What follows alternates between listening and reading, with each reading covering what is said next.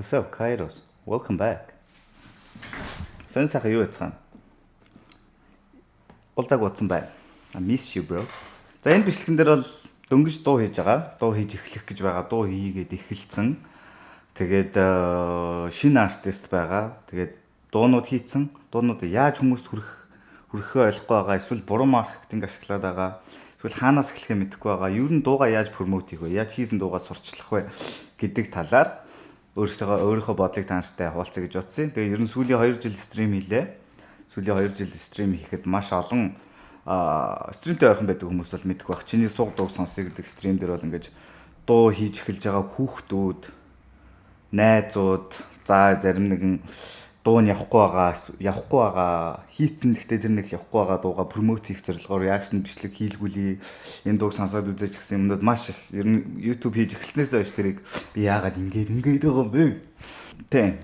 YouTube хийж эхэлснээс хойш ер нь амар их авж байгаа. Тэгээд ер нь нэг юм анзаарсан ийм хэд хэдэн юм дээр буруу алдаа хийгээд байх шиг санагдаад байдیں۔ Дөнгөж дуу хийж байгаа хүмүүс. Тэгээд тэр алдаануудын талаар би өөрийнхөө харсан өнцгөрөө танарт тэр өнцгөө тайлбарлах гэж үзье. Тэгээд аль хэдийн successful artist бол нэг хэрэггүй баг. Ерөнхийдөө дуу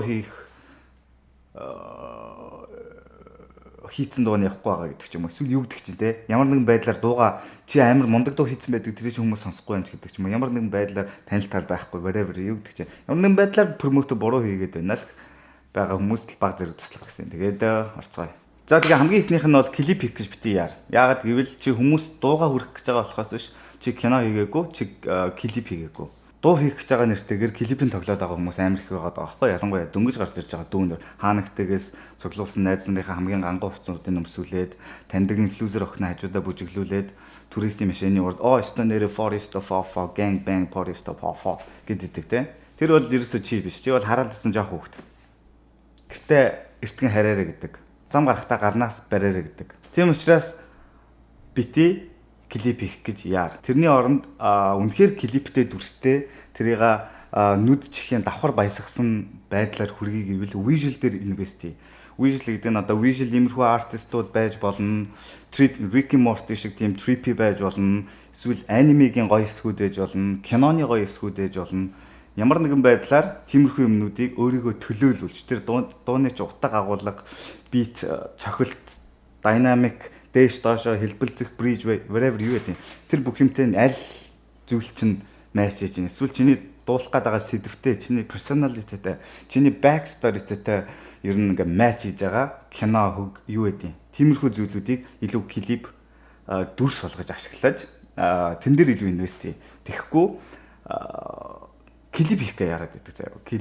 Клиптэй л болчвол клипэн дээр л ингээл байж байвал найзуудаараа ганграал ингээл байж байвал гоё юм шиг. Гэтэ эцэст хүн дууг чинь сонсох гэж байгаа. Гоё клипийг хүн өдөрт нэг үсрээл 5 үзнэ. Үнэхээр гоё бол 5 л үзнэ заяа. Гэтэ үнэхээр гоё дууг бол хүн өдөрт 50 сонсон шүү дээ. Тийм учраас эхний хэсэг нь мэдээж дууныхаа чанар дээр анхаар mix master whatever юу гэдэг техник, микрофон, анхан шатны тэр дууг дуургах техникл юмнууд болон артистик тэр мэдрэмжүүдийн юмнуудаа зөв илэрхийлэх, зөв дууралтыг гаргах тэр чанар дээр анхаар. Хоёрд нь үнэхээр клип юмээр байвал түрүүний хэлсэн тэр visual artist-ийн тиймэрхүү юмнуудыг ашиглах гэх. За хоёр дахь зүйл нь юу юм бэ гэхэл social media marketing. Social media marketing бол илүү Америкт, Европт social media илүү хөгжсөн, social marketing илүү хөгжсөн газруудад амар ашигтай ажилдаг маркетинг систем. Гэхдээ Монголын хувьд бол яг ажиллах хэмжээнд нэг хагцлаа хөгжөөгүүлэх гэж бодож байна. Дээрээс нь зөвхөн хөгжим рүү чиглэсэн контент, лайв стрим, промот, хөгжмийг промот хийдэг ютубер, стримерүүд миний бодлоор маш цөөхөн. Тэгээд тэрнийх нь нэг нь би уулна. Тэгээд манай сүүлийн чиний суг дууг сонсъё гэдэг лайв стрим donation аваад хүмүүсийн дууг сонсоод бусдад промот хийхийг хийгээд таалагдсан сэтгэлдээ таалагдаагүй сэтгэлдүүдээ ингээ хуваалцдаг стрим байдаг байхгүй юу хэрвээ мэдэхгүй хүмүүст хэлэхэд тэр бол яг уу ажилдаг тэрийг ашиглаад одоо намайг ашиглаач гэдэг юм уу ингэж дууга промот хийх боломжтой. Тэгээ чи стримээ хийдгүү штэ. Fuck off man. Залах уу писта. Тийм учраас ер нь бол надад сошиал медиа маркетинг дээр яг ингэж Instagram, Facebook-т мөнгө төлж одоо ингээд сторийн дээр эсвэл постн дээр ингэж юу хийдэн штэ, pop-up хийдэн штэ. Тэрний оронд баг шууд инфлюенсерүүдтэй харьцаад тэднэрээр дууга промот хийлгэх. Гэхдээ инфлюенсер гэдэг нь энэ дууг сонсоороо, энэ дуу таалагдсан шүү. Миний найз гэдэг биш. Инфлюенсер гэдэг нь би яг дансруудыг хэлэх гээд байна. TikTok дээр бүжгэлдэг. Эсвэл үнэхээр хипхоп дуу бол одоо хипхоп амар сайн бүжгэлдэг, бүжгийн студиуд, бүжгэлдэг охтууд, хөвгүүд байгаа шүү дээ, тэ. Тэднэр дээр очиод за би энэ шин дуу хийсэн юм аа. Энэ дуун дээр бүжиг дэглээд өөрийнхөө юун дээрээ платформ сууг дээрээ юу яагаад өгөөч ээ. Постлоод өгөөч ээ. Тэгэхээр тэр бүжиг болон тэр бүжигч нь ямар нэгэн байдлаар чиний дуу гоё клик хийсэн, слап хийсэн гоё хэсэг хамгийн тэр топ хэсгийг аваад нэг 15-аас 25 секунд, за 30 секундын сонирхолтой бүжиг хийхэд тэр ямар нэгэн байдлаар хүмүүст хүрнэ. Бүжигтэй учраас тэр нэг талаараа тэр дууны чиний клипийг ч гэсэн тодорхой хэмжээнд ингэж промот хийж байгаа. Клипний чинь нэг хэсэг болж байгаа юм шиг те. Тэгээд дуу чинь YouTube гэхээс илүү Instagram дээр ингэж орж байгаа гэх мэтчлэн. Тийм учраас би бол сошиал медиа дээр дөнгөж тэгж дуу хийх гэж байвал инфлюенсер гэхээр жоохон корны сонсогч юм. Ер нь илүү дансер те бүжигчдэд гой бүжгэлдэг хүмүүст мөнгөний төлөөд тэгээд энэ дээр ингээд ч гэж хамтарч ажиллах юм бол илүү үр нөлөөтэй гэж магадгүй гэж бодож байна. Гэхдээ магадгүй ч гэж магадгүй. Гурав дахь нь гэх юм бол шууд Spotify дээр маркетинг хийх боломж бас байгаа. Showcase гэж байдаг. Тэгээд Spotify артистын шууд pop-up хийдэг тийм сурчлага. Хүн ер нь дууны аппликейшнээс сонсдог шүү дээ, тийм үү? Тэгээд одоо Spotify руу оронгууд ингээд new music эсвэл туршаад үз. Чиний сонсдог хөгжмөдтэй ойролцоо хөгжмийг ингэж юу хийдэг? Suggest хийдэг. Тэгээд Spotify-ийн үнийн төлөөд тэгж pop-up хийн. Гэхдээ энэ дээр бол Spotify хэрэглэгч болон YouTube хэрэглэгч энэ тэрийг аваад үзэх юм бол монголчууд дээр бол нэх сайн ажиллахгүй байх гэж бодож байна. Эсвэл чиний дуу чинь угаасаа шууд монголоо алгасаад whatever те шууд монголчууд наа ойлгохгүй байна. Би шууд дэлхийд гарна гэсэн амбицтай тэр юу чин fucking эго чин тэр дээр амбиц чин тэр дээр чадна гэсэн итгэл чин авьяас чин бүх юм байх юм бол баг алгасаад шууд юу рүүгээ Spotify дээр өөрийгөө промот хийгээд гэхдээ энэ баг зэрэг үнэтэй баг at least $200 эхлээд $500 хүртэлх 500-аас дээш ингээд энэ дээшээ хийц чамаагүй төлбөрийн төлөөд ингээд pop-up хийх. Тэгэхээр энэ бол яг бодиттоор сошиал медиаг ашиглаж хүрмээр байвал бодиттоор хүрдэг аргуудын нэг. Тэнд чамд хэдэн хүн клик хийсэн харагдана, хэдэн хүн бүтэн сонссон харагдана. Тэгээд ер нь Spotify артист аппликейшнийг ашигладаг бол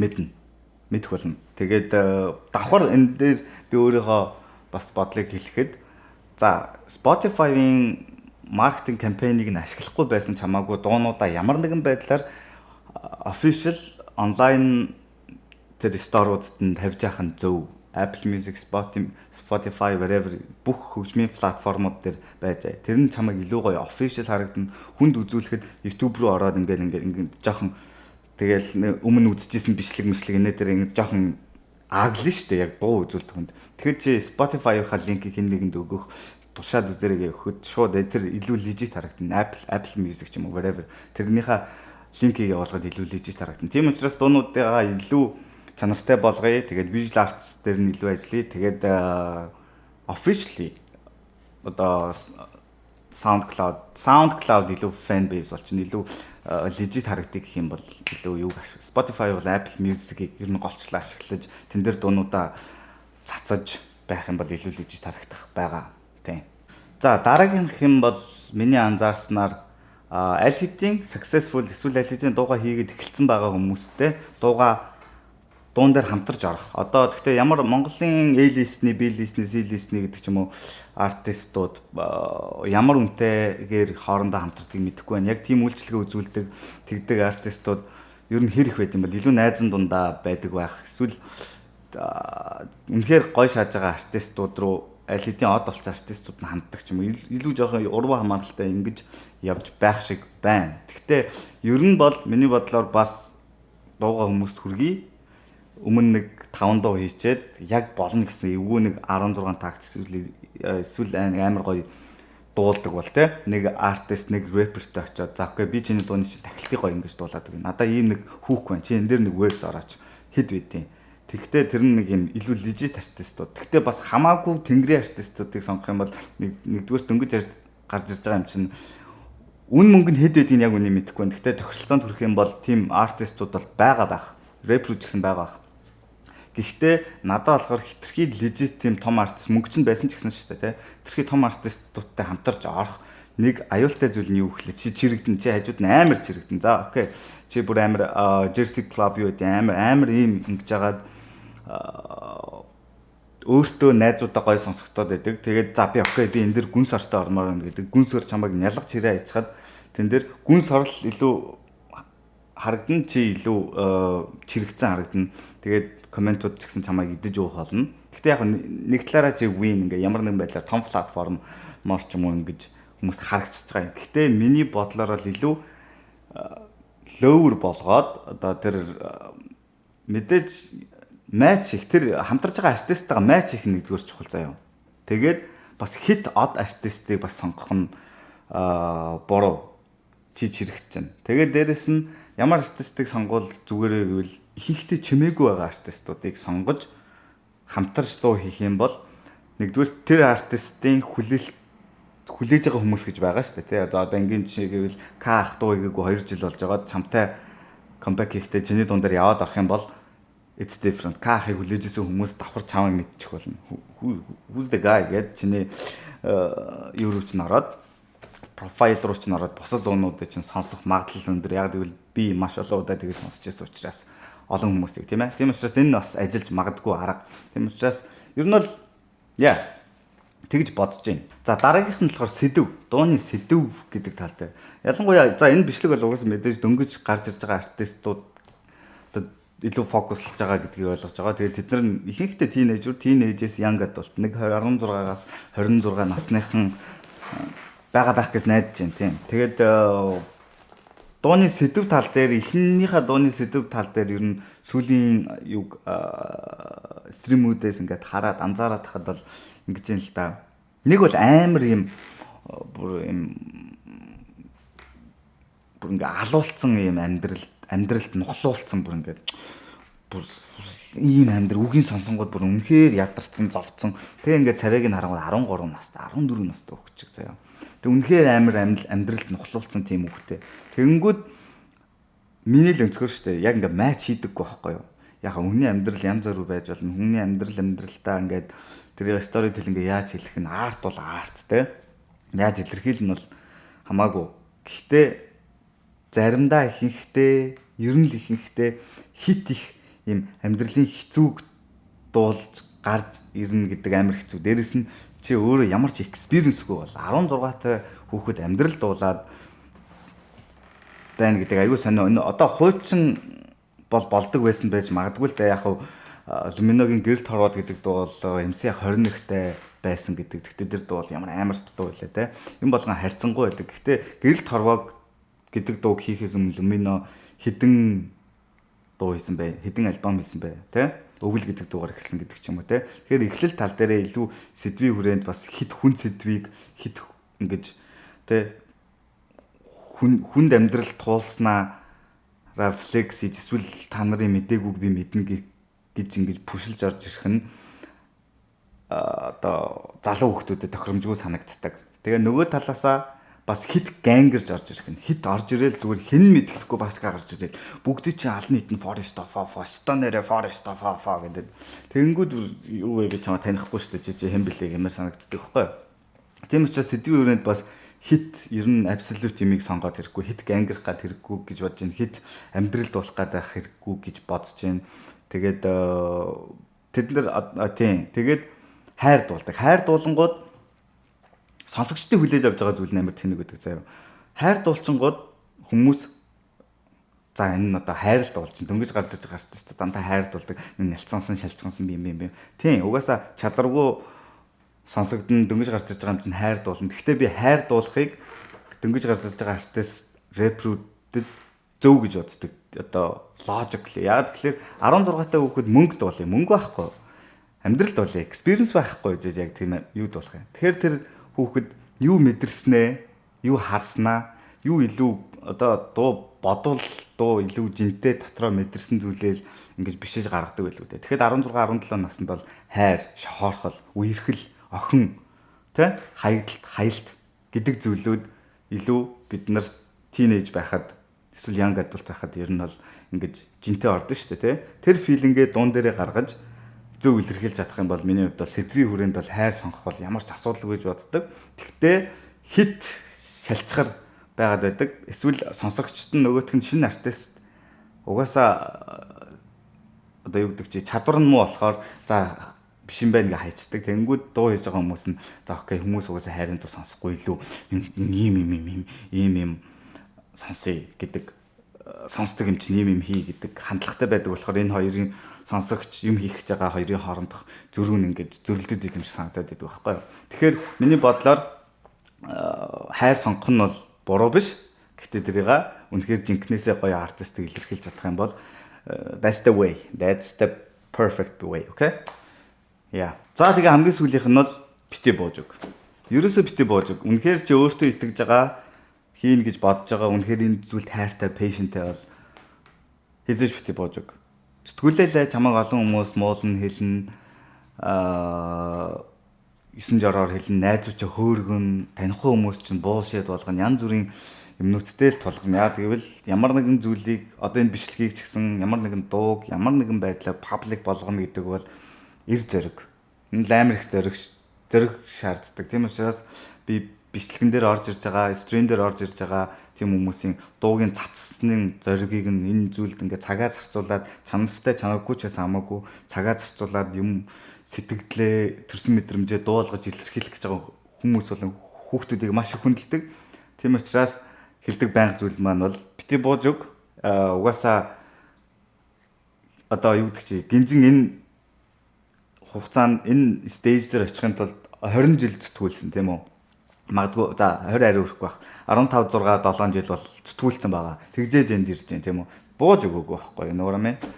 Маш олон жишээнүүд байна. Тэгэд ер нь бууж өгөхгүй байх бол хамгийн that's the key. Тэгээд илүү research-ууд бас амар сайн хийх ёстой, сайн сонсогч байх ёстой гэж бодож байна. Кино сайн үздэг хүмүүс киног одоо сайн шүмжилж, сайн найруулж, сайн план тавьдаг гэдэг шиг сайн сонсогч хөгжмийн тал дээр илүү нээлттэй. За энэ jazz юм хайрын дуу би юм сонсдгоо тийм байхгүй олон төрлийн дуунуудыг бүх хөгжмийн урлагийн дуунуудыг хүндлэх хэрэгтэй, сонсох хэрэгтэй, гайхах хэрэгтэй, тэгээд авах хэрэгтэй гэдэг ч юм уу тийм байдалтай ер нь илүү openly эндээс би юуг нь авчаа эсвэл нэг юм зохиолын дуу сонсч байсан ч хамаагүй тэрний хүүкийг нь чи аваад хурцгаж нарийсгаж ингээд зүгээр дууныхаа артлын хавц дүүн болгоод ашигласан that's the creativity, okay? Тийм болохоор илүү гоё юм нээлттэй л тэгээд бууж өгөхгүй зүтгүүлэх юм бол хэзээ нэгэн цагт очих гээд байгаа цагтаа цэгтээ очих бах гэж бодож байна. Тэгээд ямар нэгэн асуултууд байвал бас бичлэгэн доор бичээд үлдээгээрэй. Таалагдсан бол лайк дараарай.